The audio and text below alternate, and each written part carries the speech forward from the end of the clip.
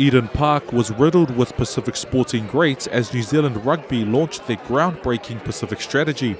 Today it's been a lot of work and hours and effort from a lot of people, and not just in the today.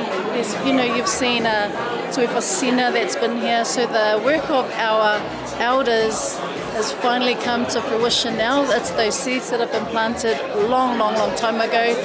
Whamuina, John Mika's here. Lots of people that have paved the way when it was a lot much harder then. I'm really struggling to find words. I think that we in Tonga, you know how we have that feeling of mawhana. It's so hard to put any of this into words at all.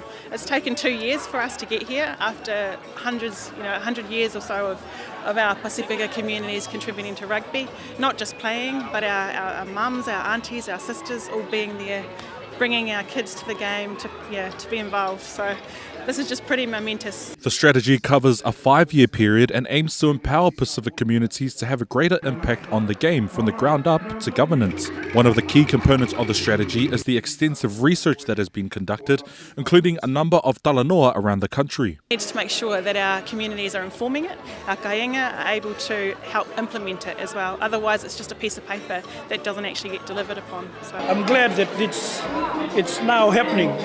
We've got the strategy now. Now we can make New Zealand Rugby liable for this. This is the strategy.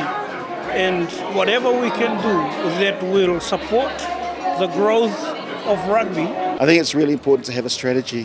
When I came into this role, we needed a direction. We needed to hear from our communities.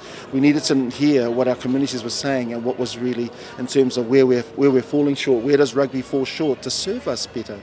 And so this strategy really represents the voice of our communities. And so the wonderful thing about it, as we begin to plan out the next 5 years, it's really important that we really do act on those, on what our communities are saying, and how rugby really responds to that. It's going to be really important over these next 5 years. The first of its kind, this Pacific strategy is setting a standard for other rugby unions around the world to emulate. I also see this strategy in some ways as being a template for many other national sporting organisations across the rugby globe.